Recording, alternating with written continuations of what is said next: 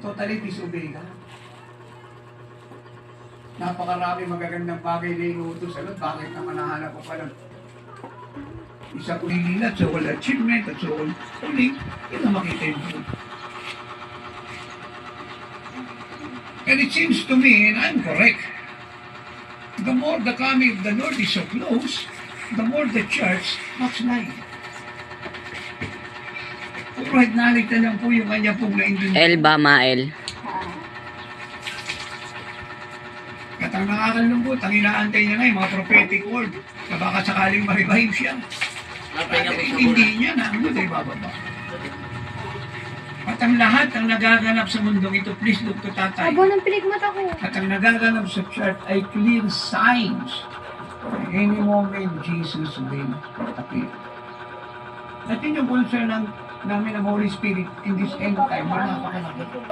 Yung ano doon, ulam. Mukha sa isang linggo. Ulit-ulit ko itong sinasabi for many years. Consistent po ako sa pinapaabot ko. Why is that?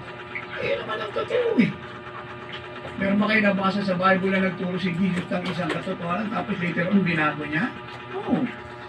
That is the thing. Pinagpuran mo ngayon, pinagkabrodan mo, pinag-ipunan mo, pinagtrabahuan mo, pinagnegosyohan mo, pinagsideline mo.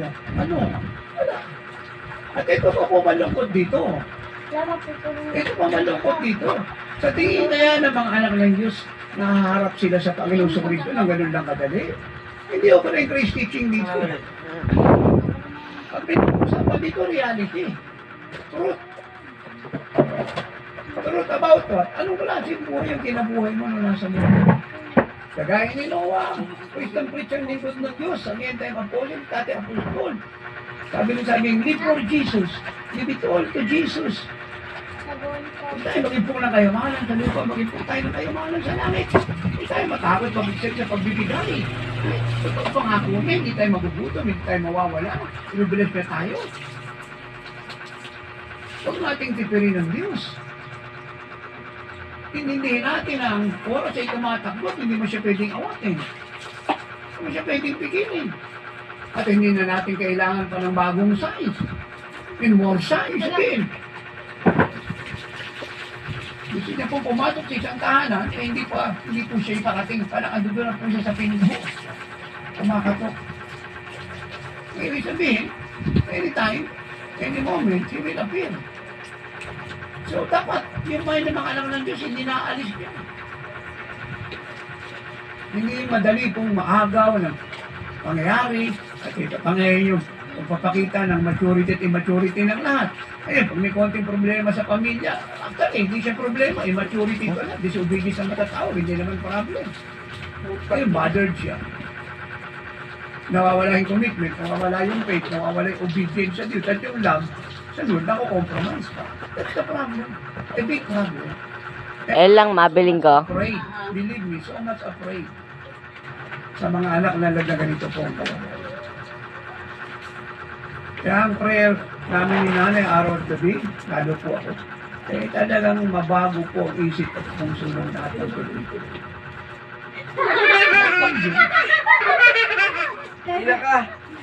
Kaya pala puro sabon. Kahit na dahil ng panahon ni Noah. Gulong Dahil mo. nga hindi pa dumadating yung bagyo sa lang, sa magal ng 120 years.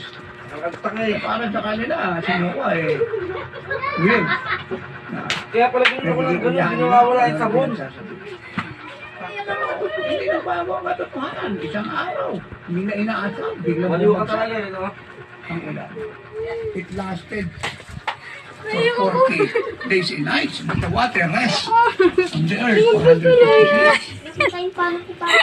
The story all died. Nangyari. Naligtas niya. Isang pamilya. Yung walong tao. Sinawa ang wife niya. Ang kanyang anak. At ang kanyang tatlong ano. At ang mga hayop na nakasakay sa akin. Ganito rin po sa sinasabi ko. Ano sinasabi ni Apostle Paul in 1 Corinthians 15? Wala nang laman yan yung sabi. Kung itingo pa na ay, dapat hindi nila lahat yan eh. At yung sinasabi nila ay sinasabi nila. Lagyan pa eh. Lagyan, naghalog lang naman. Minutes, seconds, hours. Sasabon lang ako eh. Itingo pa na eh. Hindi lang siya any moment sa isang mata. Kaya nga lagi ko sinasabi, na yung communion yung sagot. Bumuhusan na. Alternative. 45 minutes, 1 hour. Tama Hindi na meron ka opportunity to commune with the Lord. Gusto lang yung shampoo eh. And be with the Lord, do it. Tigilan nila. It's a prank. Ba't ka naiyak? Jesus. Bilis mo. One thing is needed, and that is to be with me, to love me, to listen to my word, and to Siya, obey hindi, my tama na. command. Tama na. Tama na. Amen? Ligo. Iiwan mo.